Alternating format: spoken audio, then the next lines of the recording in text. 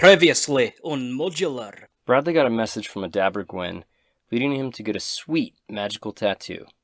Back in town, Bradley, Quinn, and Seagull were granted no rest before setting off to save Big Al, a rancher taken hostage by orcs nearby. On the way, the trio got their first peek at the elusive Dragon of Icespire Peak, which proceeded to murder a horse right in front of them. At the ranch, Seagull was brutally killed in front of Bradley. Now, will our heartbroken hero be able to save this hostage? Or is Big Al's fate sealed once and for all?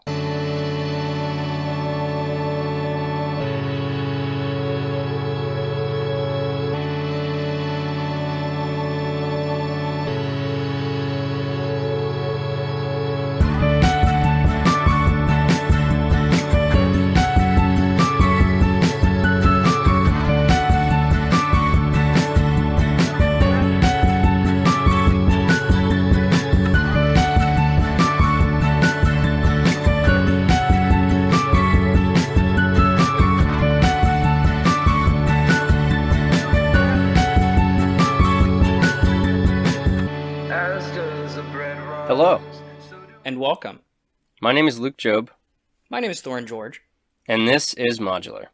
the podcast where we take you through the modules written by Wizards of the Coast for the 5th edition of Dungeons & Dragons. That's right, these are the pre-written stories made up by the guys who made up Dungeons & Dragons. We didn't write them, but we're here to run them for you. And why would we do that, Luke? Well, Thorin, maybe you're a DM who's thinking about running a particular campaign, and you want to get a feel for how it plays out. Maybe you're a player who's already been in this particular campaign, and you want to reminisce on the good old days. Maybe you've never played D&D before, in which case... What? Go to the first episode. Come on, what are you doing? You should be warned, though. Each of our episodes will take on a part of these pre-written adventures. That means there are major spoilers for the key plot points of Dragon of Icespire Peak in this episode. And Thorin, you should warn them about one more thing. Oh, that's right, Luke. Modular is not a podcast for children. It contains explicit language, as well as adult themes like sex, which there hasn't really been too much of yet, alcohol, drug use, violence, and trafficking. So please be aware of these not-so-kid-friendly themes. So, without further ado, welcome to Modular. And our Session 8 of Dragon of Icespire Peak.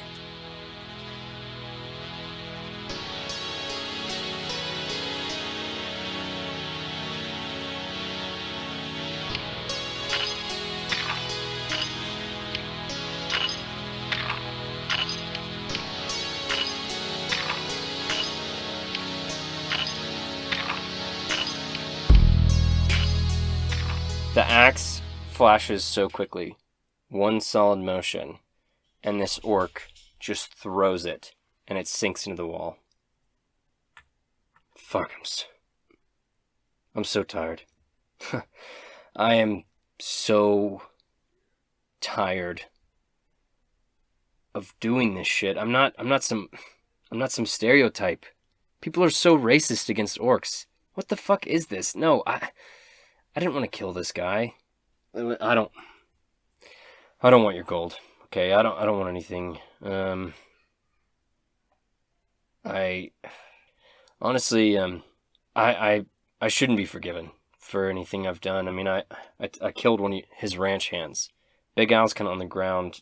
He looks worse than you do. I mean, he's conscious, but barely. But he kind of gruffs at that.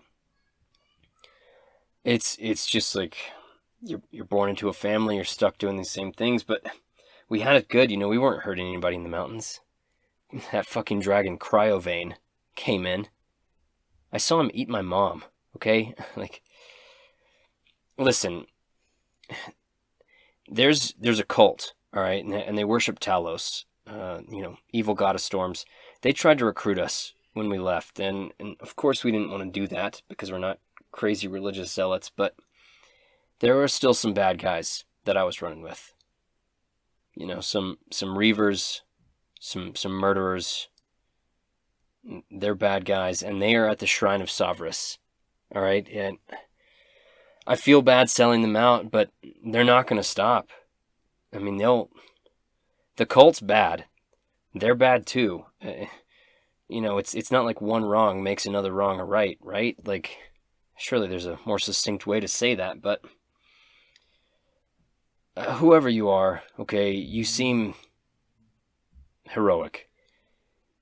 The Shrine of Savras is crawling with orcs that I was running with, and they gotta be stopped. You hear Quinn's voice from behind him. Quinn's holding his crossbow. He says, "Wait, you're telling me you're gonna turn on your brothers? What are you? You're a fucking rat." And the orc looks at him and says, "What? No, I'm trying to make peace. I'm trying to right my wrongs." Quinn spits at the ground. "Fuck your wrongs. You gotta own that shite. Everybody does something bad, but you're gonna sell out your own fucking people? Your brothers? You're gonna rat them out? Fuck no." Immediately, Quinn pulls the trigger of his crossbow. The bolt sinks into this orc's eye. The orc falls down. Quinn puts his crossbow on his back. "Nothing worse than a rat, Mr. Copper." All right.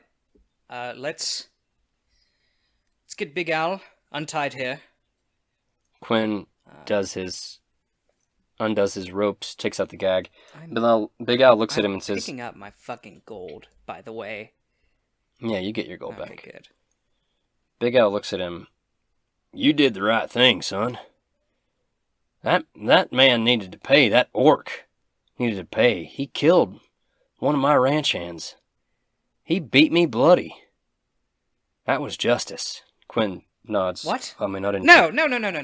That's... I'm sorry. There is no justice in death. You still have to live. The people whose families of this ranch hand, they have to exist without him. This guy right here, he's dead. There's no justice in death. Don't call that justice. I'm not saying it wasn't the right thing to do, but don't parade it around like it was some good-natured thing. Death is not justice. Big Al spits and he says, "Who the fuck are you anyway? I mean, thanks for saving me, but how are you gonna come in here and lecture me?" I'm Bradley fucking Copper. I saved your ass. We killed the orcs on this farmstead. You owe us thanks. Fuck you killed them, huh? You put them into the ground, We put them huh? in the fucking ground. I thought that wasn't justice. It's not, but it's a job. Quinn walks over to you and he touches your arm and says, "Mr. Copper, let me talk to him. You go get some air." I'm gonna go bury Seagull. Right, you do that. And I swear to God, I'll be back. Or you meet me upstairs, whatever. Quinn nods. You walk back upstairs, back into the farmhouse, and you see the lifeless little body of your excitable crab pal. He just wanted an adventure and... I dropped to my knees.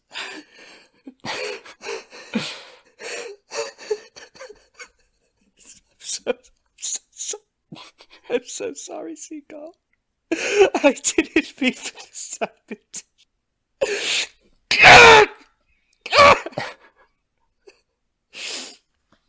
I'm trying so hard not to laugh. Okay. You pick up the two halves of your little pal. You walk him outside and you just instinctively walk to the pond. It makes the most sense. Seagull, from what little you knew about him, you knew he loved the water. Do you say anything? Do you pray anything? I know I didn't know you for long, but you were a good friend in the few hours that I did. I hope, if there is a crab afterlife, you have a golden throne. And to any gods who are listening, treat him well. He was good. He was good. And I'm going to turn around and walk back towards the house. As you place him out in the water, turn around, you see Quinn standing behind you, and he says, "That was good, Mr. Copper. You were better to that crab than anybody would have expected, so He reminded me of my brother when he was younger. Well, I'll say this about you, Mr. Copper. You're a loyal friend. And Seagull was lucky to have you. Yes. I didn't know you had a brother. Oh yes, I have a younger brother, and I have couple of good friends. We had a third, but he was a bad seed, so we don't really talk with him anymore. I'm sorry to hear that. I mean, It's okay. It is what it is. right. I mean, did he? Well, we don't have to talk about it. Yes, let's not. I am tired as piss. I don't want to stay here with that piece of shit man. He probably exploits his workers anyway. Let's head back. He says, Mr. Copper, you want to rest? He's offered us room just to take a quick long rest.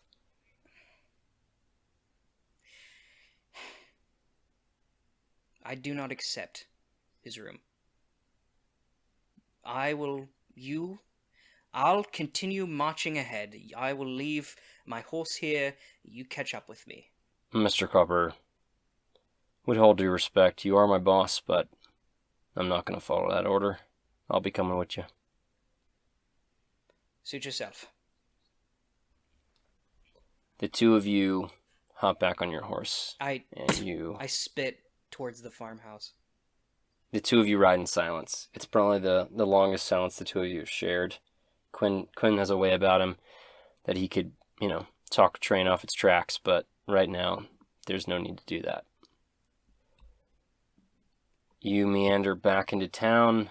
When you get to Coneyberry, about 25 miles from town, there is a sign pointing south, and it says that the Shrine of Savras is that way. Let's take mark of that and come back. Two of you make it into town.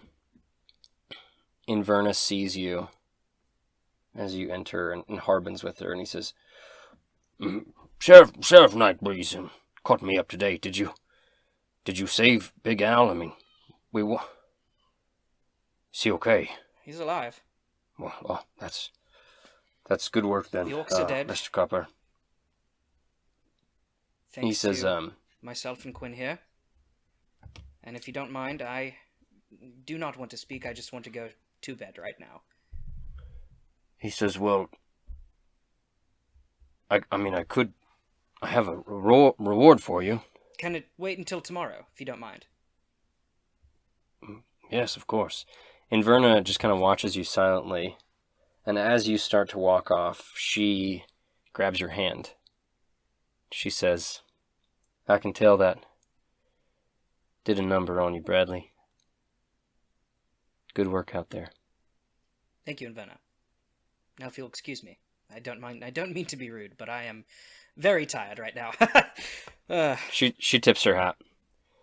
You walk into the Stonehill Inn. You and Quinn look like shit. Toblin, he knows not to say anything. He just kind of nods to you, and seeing to Toblin, you go. It does remind me of something. I say, oh, Toblin, remind me sometime, coming days or weeks, I do have another song that I would like to perform. Well, that would be wonderful, Mr. Copper. Yes, of course. And you brought in quite an amount of business, so any time. He kind of pats you on the arm and he says, I don't know what the... That's not his voice. I don't know what the life of an adventurer holds, but it seems it's done a number on you right now. I'm just tired. Master Copper? We've been going for, 30 hours now? I need some sleep, for sure. Go get some rest. When you wake up, there'll be a hot meal waiting. I appreciate it, thank you. And of course, Master Copper. Go to bed. You take a long rest, so does Quinn. You both level up. When you wake, you feel revitalized, as you are now level 4. I feel so much better. Bless Toblin this day. has left you a big, fat steak with some carrots and potatoes and green beans, and there's a nice big mug of ale. There's also a letter with the meal. It's got your name on it, Bradley Copper. I'll go ahead and read it. It's from your brother Sly. Dear brother, it's your brother, Sly. I wanted to write to you because Dad said you didn't write to him after he wrote to you, and I was thinking, why not write like that? That's not right, right? So, like, are you alive and stuff? Also, good news, dude. I'm making fat bankroll selling drugs in Neverwinter. It's super rad. I sold some weed to Atrebius, our old friend. You remember him. You heard about his glaucoma, right? I don't know. It's supposed to help. The weed is supposed to help, I mean. It's a total bummer, that glaucoma, for a dude who loves to read, but I think the weed does help. I'm also selling lots of moonshine to our old buddy Braf Karzak. You heard about the attack, right? Some dudes beat him within an inch of his life. He's paralyzed from the waist down now, so, there goes his leg modeling career. Super sad stuff, don't you think? Hey man, but I'm doing pretty good. I mean, I'm, like I said, making a lot of money. Hope you are too, big bro. If you're dead, I guess I won't get a letter from you, so. Love ya, Sly. P.S. Remember our little street gang when we were kids? Sounds like a new gang called the Stone Cold Reavers are on the Sword Coast. I mean, that's a pretty badass name, huh? Maybe I could sell drugs to them. And that's the letter. The Stone Cold Reavers, that was the... I heard about them, right? From the dwarves. Yep. But I don't know anything about them. Nope. Okay. I'm gonna write my brother back. I'm going to say, Dear Slander, I'm glad you're making money. It's good to have a fortune outside of father's. But I'm not certain you're doing the safest thing. I know there are a lot of other drug dealers in Neverwinter, and I know a lot of them would have your head if you stepped onto their turf. Perhaps you should do something a bit more lucrative, but also safe. I lost a friend of mine, and he reminded me a lot of you, and I don't want to lose you either. On another note, I had not heard about Braf's attack. Father failed to mention it in his letter. One of the reasons why I refused to write Father back. You can tell him to go take a fat shit. No, don't tell him that. Tell him that I am busy adventuring. He'll love it. And I put adventuring in quotes. Nice. Anyway, just be safe out there, little bro. Warmest regards, Bradley. Perfect. You hand that off to Trilena. Yeah. When it's appropriate, she says she'll get it out to you soon, kind of tucks it away in her bag. Quinn comes to you and he says, Mr. Copper, I don't know about you, but you know how, like, right after you work out, you kind of feel like crap, but then, you take a good shower and you're like, oh, yeah, that's awesome? Yes. That's how I feel right now. That's kind of how I'm feeling as well. At least physically. Good. And emotionally? I'm fine. I mean, I don't know what you're expecting me to say. Well, okay. I mean, just checking in. Just updated for you. So Quinn now has 32 HP. And that's how much I have too. And his strength modifier went up. Nice. So he'll be adding extra. Hell yeah. One extra damage. And he also has the improved critical 19 or 20, but he had that before. I just haven't rolled a 19 or 20 with him. So yeah, he's a little bit tougher now, as are you. Hell yeah, we are. You got back into town probably midday and then napped, so now it's nighttime. Do you want to go ahead and just put on a spontaneous show for the people of Phandalin? Yeah, I would love to. Quinn is happy to go around town, giving out the word. Elsa comes and she says, "Oi, that's it, Mr. Copper. I tell you what, I'm excited for this song, eh?" Yes, I am as well. And that lighthouse you told us about. Good stuff. Yeah, you had fun there, did ya? No, but I got a new mace, and I'd show her my neat little mace. I mean, that's a bloody weapon, isn't it? Well, that's just fantastic, Mr. Copper. And she kind of gives you a hug, and she starts getting ready to serve people drinks for your show. All right. Harbin Wester peeks his head into the bar and he says, "Yes, Mr. Copper, good to see you again. Of course, about your reward, yes, I already saw I do apologize about my rudeness earlier, Townmaster. No, of course. I mean, I'm sure it's hard for an adventurer. I paid Mr. Hightopple his dues, but here you go." And he gives you 50 gold. 50 gold, nice. Honestly, I'm kind of glad we robbed that motherfucker, or burgled that stupid ass. I thought you might be. Inverna comes in, she says, "Mr. Copper, I decided I need to start paying you a little bit more respect. You're doing a hell of a job, and the whole first name thing, if that offended you, I am sorry." No, it's quite all right. It's fine. My father taught me that manners are the most important thing, especially when making a first acquaintance. Your father might not have taught you the same. I completely understand. Yeah, my daddy was a ranch hand, and manners wasn't nothing to do with it. So I don't know, but there is something. Sorry to cut you off. Very important. We learned the location of a gang of orcs at the Shrine of Sovereign. Yeah, that's not too far from here, about maybe 20-25 miles. We were informed that these are all very bad orcs, and they're going to continue to do bad things unless someone puts a stop to them. She nods and says, they ain't cultists, are they?" No, I don't believe so. Well, either way, I mean, I sat on my thumb last time when you went out, so how about tomorrow you and me, we take a trip down to the Shrine of Sovereign, huh? I'm all good for that, definitely. Perfect. She kind of winks at you and she says, "I'll be sticking around for your show. See how good you play that lyre there." It's better than anyone else in the realm. She goes and gets a drink. Sister Garele also comes in, who you haven't seen in a bit. Since I failed at flirting with her, right? Yeah, she's a black eye.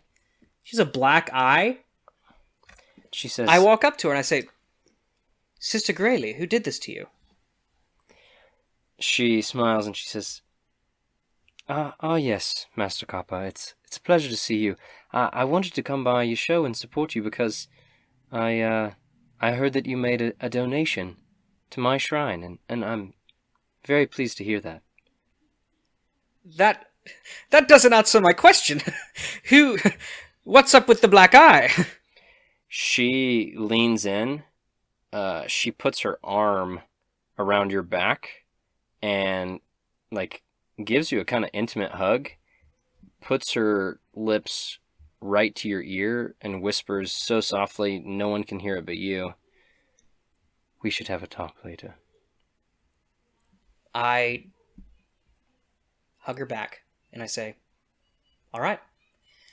If you'll excuse me." I look forward to listening to your music. Yes, it will be phenomenal. Have you've seen my previous show, yes? Oh yes, I quite enjoyed it. I mean, a woman of the faith, I don't get to hear much live music, but it was nice. I'm glad you enjoyed it. I hope you'll enjoy this one as well. Actually, You know head up you will on enjoy this stage. one. Oh shit! You head up on stage. Crowd's waiting on you. What do you say? I say, welcome everyone. This was put on specifically by Toblin for your enjoyment. Let's all give him a round of applause.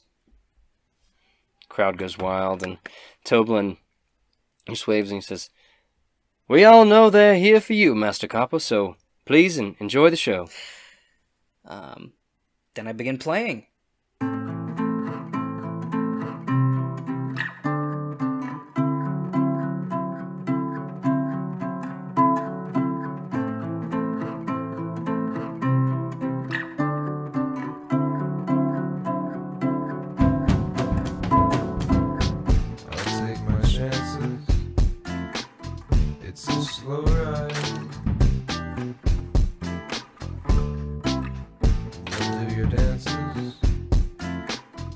Take your time. I'll take my chances. It's a slow ride. You'll do your dances. Take your time.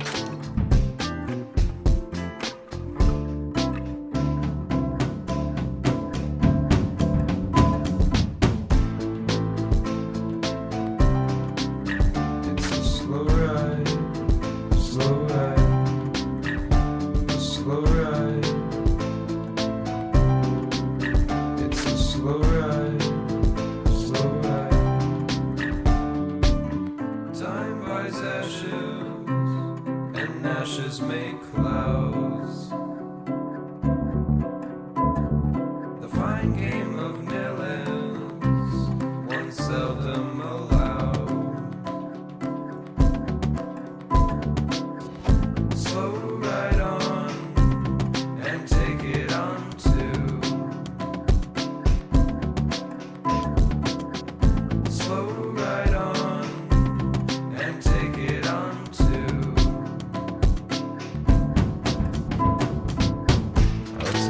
Chances. It's a slow ride. You'll do your dances. Take your time. It's a slow ride. It's a slow ride. Slow ride. Slow ride. Slow ride, slow ride. Your show ends. The crowd goes wild. People are cheering, "Bradley, Bradley, Bradley." And once again, just like before, I say everybody be sure to buy 2 more rounds. They go crazy. People are taking shots. There's fucking someone crowd surfs. For why? We don't know. There's and everyone is respectful. Everyone is respectful of the bar. No glasses are broken. Everyone tips more than 20%. It is really cool. Why can't the real world be like this? Hey man, this is Dungeons and Dragons. We get to make up a fantasy where things are great.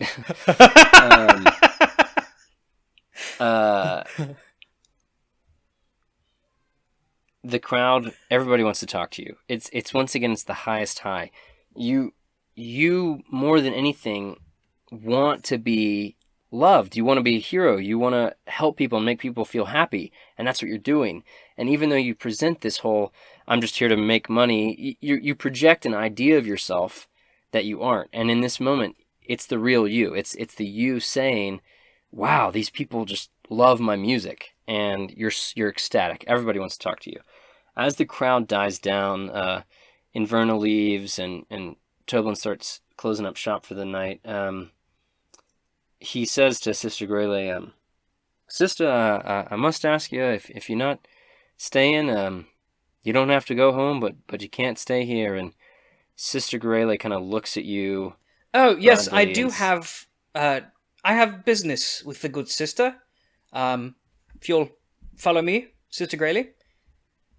And I'm just gonna take her up to my room.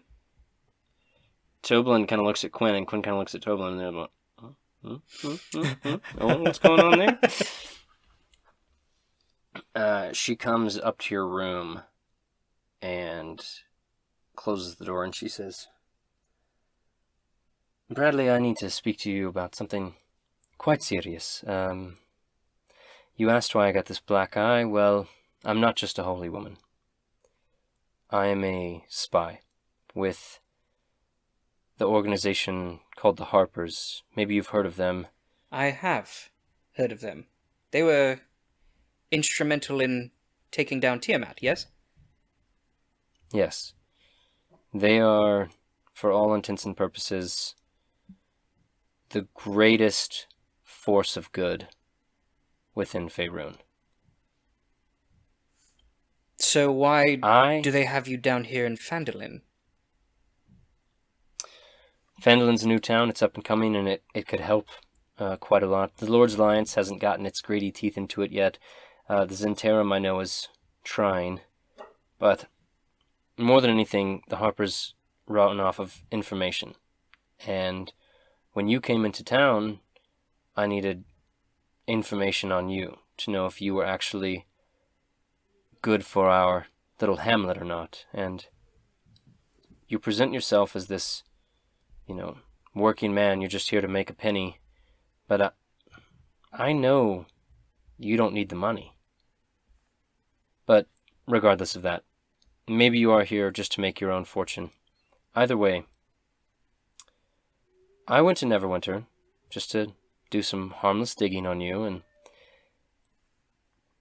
I got into a bit of a scrap with a gang called the Stone Cold Reavers. It's funny you say that. My brother just wrote me a letter saying they're up and coming. This is, the third time I've heard of them now. The dwarves in the mine do... What direction was west, right? The dwarves are southwest. Southwest of town. They were mentioning the Stone Cold Reavers as well. Well, then they're well informed. Bradley, do you know a woman by the name of Runa Voktotir? No, the name doesn't ring a bell. She seems to be quite touchy about you. Working with the Harpers, I have to go through some reputable and some less than reputable sources to get the information I need. Someone told me to speak to her about you. She gave me this. She told me the next time I saw you that I could tell you to go to hell, and that you were a dead man walking. Who in the nine hells is this woman? I've never met anyone by that name in my entire life. She's with the Stone Cold Reavers. That's all I know, Bradley, but you need to know there is a well-funded group of people out there that mean you harm. You should be careful. They also attacked my friend, Braff. But why would they do that? What do they have against the both of us? You're certain that your friend Braff was attacked by the Reavers? That's what my brother said. He said they attacked him and paralyzed him from the waist down. Alright. Or do I still have the letter on me? Yeah, your brother's letter? Yeah. And I say, or at least I believe that's what he said. I mean, he didn't say exactly that, but One could draw the conclusion? One could draw the conclusion. Alright, well, Bradley, listen. I know whether it's gold motivated or not, you are good for Phandalin. I see it not only in the people you protect and the deeds you do, but also, tilling the earth, working with your hands all day and all night. People need enjoyment, and your music brings that to them. If people mean you harm, I mean to find out why. I will be staying the night in Phandalin. Come morrow, I will ride back towards Neverwinter, and I will try and get you more information. Does that sound all right? Yes, that sounds fine with me. I appreciate it very much. She nods, and she just says, well, stay safe, Bradley, and Thank you. I'll see you soon. Stay safe as well. She leaves. What you want to do? I just kind of sit down, and I want to... It doesn't make any sense. Why... Who have I brought harm to? Certainly it can't be... Lebuel. We were children. He wouldn't hold a grudge that long, right? I'll go see what Quinn's up to. Get this off of my mind. You head downstairs. Quinn is rather drunk. He says, oh, Mr. Copper, there he is. The singing man, do-do-do. Slow ride, do-do-do-do-do. That was good. That was rather good, Mr. Copper. This is good. And then he sips more of his wine. This is good. What you got there, Quinn? It's called wine. But not like whining, it's like wine. I know like, what wine is. It's a homograph, okay? I don't... Alright. What's up with you, Mr. Copper? What's new, Boogaloo? He boops you on the nose. Oh, nothing. Nothing really. Are you ready to go to the shrine tomorrow? Oh, I'll wake up spick and span, I know I will. Alright. But will you? I mean, are you ready? Like, it kind of took a toll on you, didn't it? That last one. I could tell. I mean, not to be insensitive, but you know, you said it. He's just a crab, like, surely you can cut ties easier than that. I mean, I've only really ever cut ties once in my life. Girlfriend, yeah. No, it was, remember that friend I was telling you about? It was the bad seed. And that... Right, okay. That hurt me. He was a good friend. Though he didn't do very good things. And so when I make attachments, it's hard for them, or it's hard for me, to be right in the head when they're severed. So, was this falling out on you, Mr. Copper? Because it kind of sounds like it was, if you got that much guilt. It was a group decision between me and the rest of our friend group. Sorry. A bit of indigestion. That's quite alright. But, alright, so you and your friends decided to kick your other friend out of their friend group. I mean, essentially. Okay, well, I mean, that's probably shite for your friend, but well, I'm sure it's fine. Yeah, yes, I hope so. I hope it's fine. He touches your chest. Mr. Copper. The world is a shithole. I don't know if you got a good heart or not. But whatever kind of heart you got, you need to harden it. You need to make it cold. Because, let's be honest, if kicking a friend out of your friend group brought you that much grief, you're probably not ready to be an adventurer. And he vomits all over you. God damn it, Quinn, this is the second... Alright, I'm gonna take off my shirt. I'm gonna say, Toblin, can you help me wash this really quick? Toblin helps you out. The two of you get Quinn cleaned up. I'm gonna put my shirt back on. I'm gonna say goodnight to Toblin and Quinn, and I'm gonna just go to my room and go to sleep. Are you gonna carry him upstairs? He's passed out. He's passed out? Yeah, oh yeah, he's passed out. I'm a little peeved about how he just said I'm not ready to be an adventurer. That kind of makes me think of my dad. So I'm not going to carry him upstairs this time. I'm just going to go to my room and go to sleep. Perfect. In the morning, the two of you prepare yourself. Would you like to sell any treasure that you might have? Oh, yeah. We should probably sell those gems, right, that we got? Right. Okay, so I have 9 of those? I think you have 10 and Quinn has I have 5. 10? Okay, okay, cool. It said 9 right here, but I'll add one more. How much are they worth? You go to see... Gotta remember this NPC's name.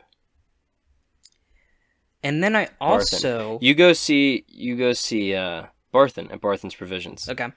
You show him the stones. Ah, Mr. Copper, let me tell you those are nice. Those are nice gems. Well, how about this? 100 gold for you, 50 gold for you. And he starts flicking gold out of his thumbs. He's like, Okay, please. Thank you, I appreciate it. So you get 100 gold, and Quinn gets 50. I also want to go check, how long is it? It's only been 1 day since we left, right? So she wouldn't be done, the smithy wouldn't be done with my weapon yet? No, she's done. Oh, she's done? Okay, I'm gonna go there then. Right, Mr. Copper, I saw you perform again last night. Yes, I saw you in the crowd. I don't know if you saw me give you that little wink. She looks at you, and she says, oh, don't make a woman blush, Mr. Copper. She says, anyway, I got this rapier for you. And she pulls out a fine silvered rapier. So this will, ignore what the fuck am I trying to say? If something is immune or resistant to non-magical damage, hell yeah, this does magical damage. She gives you a silver rapier and she says, nice. I thought for your wee little arms, that would be good. You look quick. So you're probably good at stabbing. And she touches your arm and she says, oh, I mean, maybe not that wee, but, Just a bit. just a bit of muscle between the boys. Just a bit of muscle between the boys. When she touches my arm, I kind of flex it a little bit. Roll me performance. Performance? Oh, I'm good at that. Hold on. Cool, let me... Roll good, please. I got a 17. 17. This, 50-year-old, beefy woman feels you flex and she says, Mr. Copper, I tell you, I know when you're trying to impress a girl. And she just grabs you by the collar. She kisses you, lays one right on you. And she says, there you go, Mr. Copper. Now that's what you wanted, I know. Oh, thank you. You're quite generous. Quinn looks at you like, what the fuck is going on here? Well, we must be off. Let me look at something.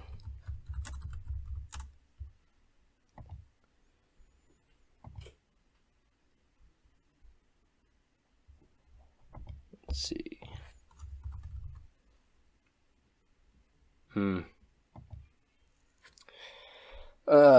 Quinn shops around for some new armor, but he doesn't buy any right now. The two of you head off, letting your other horse rest. You mount Roach once more.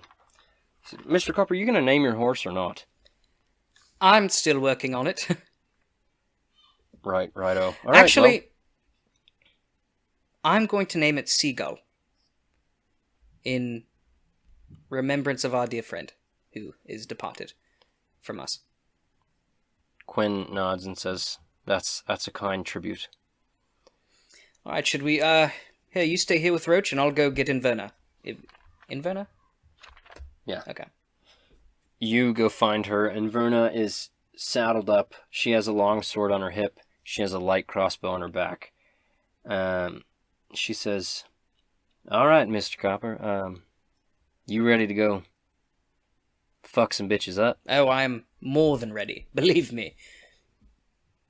Alright then. She kind of trots up to the main street.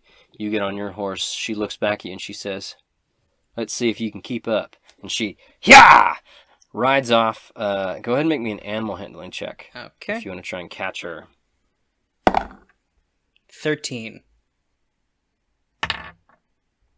She's outrunning you, for sure. The two of you have a bit of a race. She's just winning the whole time, looking back. Come on now, Mr. Copper, you can catch up. I'm just kind of never. holding A on my controller just to stay a couple paces behind her. She leads the way. When you get to Coneyberry, where the other horses are, or where their horses were, and where you saw the dragon swoop down and snag one, those horses are now gone, but the road leading towards the shrine is still there. All right, let's. I say we give the horses a rest for a minute, if that's all right with you.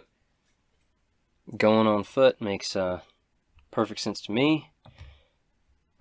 And now, did you take the mounted combat feat? I did. Okay, but you're gonna leave him? Yeah, I mean it's not my horse, so it's it's Quinn's. So I'll just next time we're on mine though. Hell yeah. But I am gonna Cool. say we should leave these horses indoors somewhere that can hold them. You kind of find some rubble of a ruined, like, old house, tie them up, and they seem pretty safe. All right. Inverna looks at you and she says, "You worried about getting horse snapped?" Something like that, yes. Quinn, his eyes just kind of go wide, and he says, "Yeah, you can call it that." The three of you move just down this trail.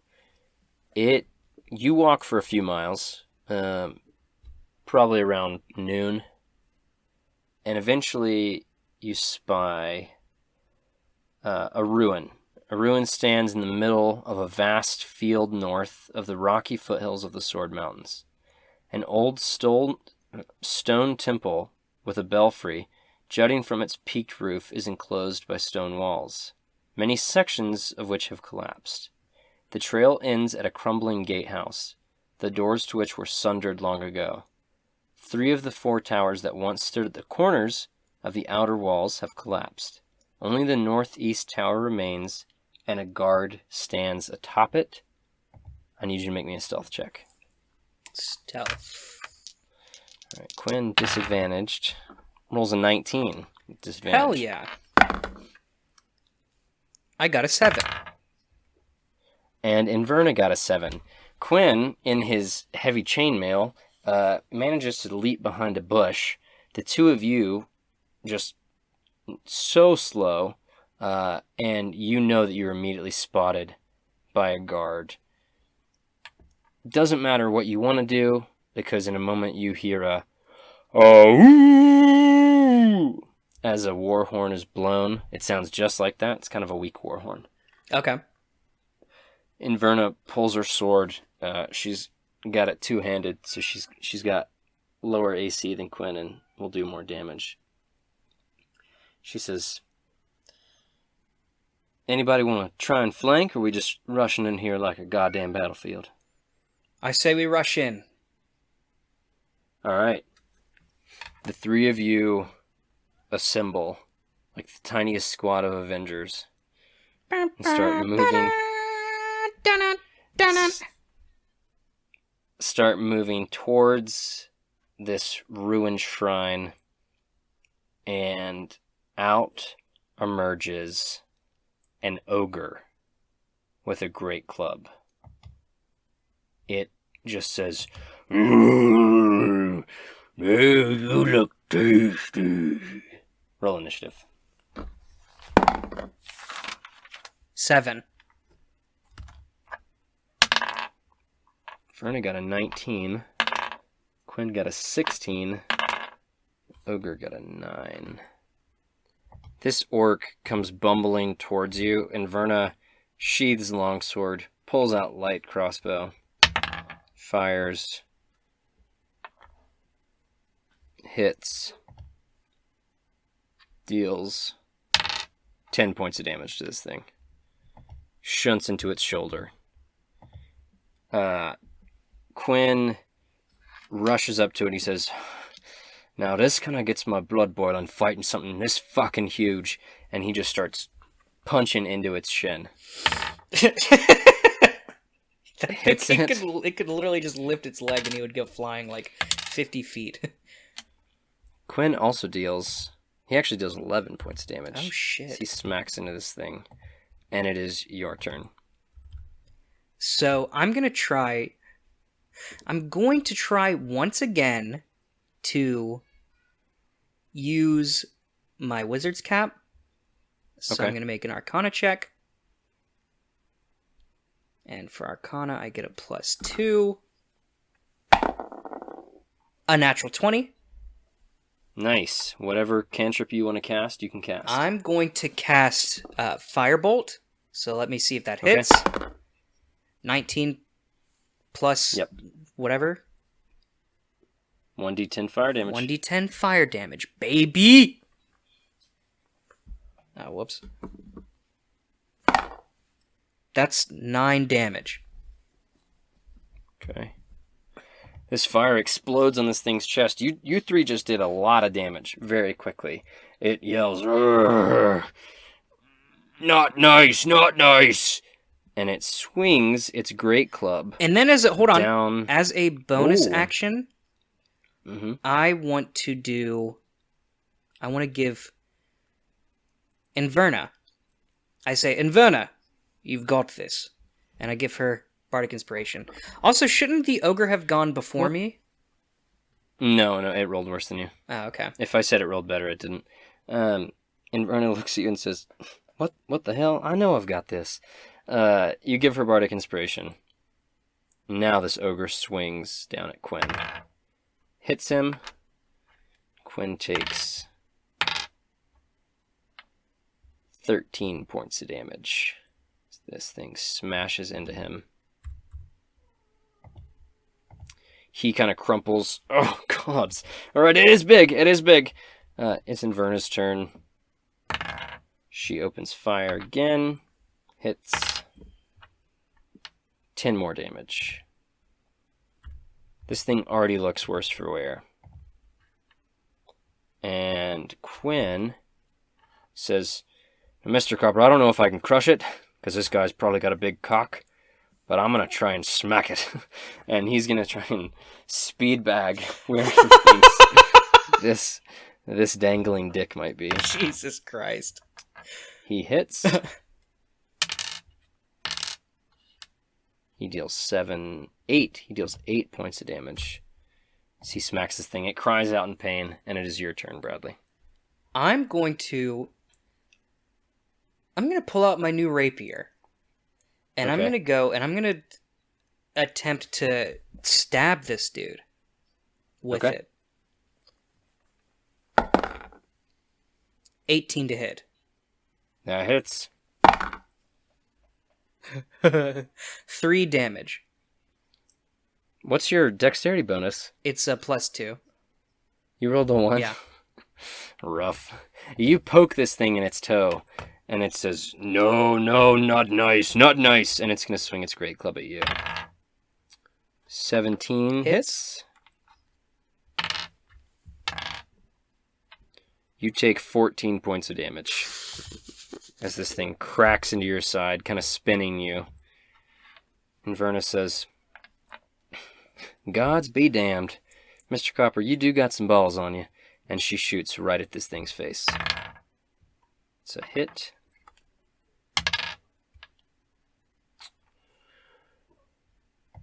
This crossbow bolt sinks into this thing's eye, and it falls down dead. The three of you kind of dust yourself off. She says, Mr. Copper, are you accustomed to running in to the fray of things? I mean, I'm more of a standing in the back kind of guy, but I'm here for supporting you. Right. Well, yeah, maybe don't do that again. Quinn looks at her and says, All right, well, calm down, all right? We already won the fight. She points as you see the orc on the tower has pulled out a heavy crossbow. 3 other orcs and another ogre are charging you.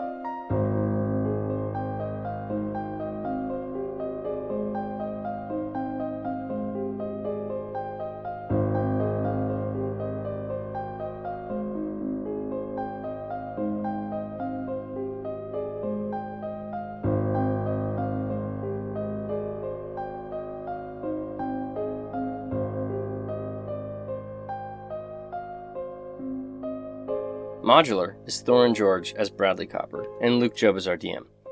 The story you heard today, as well as 99% of the characters, were created by Wizards of the Coast, and can be found in the module Dragon of Icespire Peak. Our music today was written and performed by Max Hedman. You can find Max's music anywhere you listen to music, and you can find his website link in the description of this very episode. You can follow us on Twitter, @ModThePod, join our private Facebook group at the Modular Podcast Fan Club, follow us on Instagram at the Modular Podcast, follow us on TikTok at the Modular Podcast, and subscribe to us on YouTube at the Modular Podcast. Here's a quick shout out to Cody Jeff, Jess Williams, and Avery Pelsman, who are all members of the Modular Podcast Fan Club on Facebook. If you want a shout out on this very show, maybe you should join that Facebook group too. Every bit of support you're offering us, every bit of share, or like, or every bit of share. I'm a boomer. Anyway, whatever support you're giving to us, it's very appreciated. And we see you, we hear you, and we want to keep providing good content for you. So please interact with us on social media. Tell us what you think of the show. Send in questions. At the end of this season, which is coming up, we're going to do a sort of a live table ask and answer situation. So send us some questions if you have any. New episodes come out every Tuesday, and until then, thank you for listening to Modular.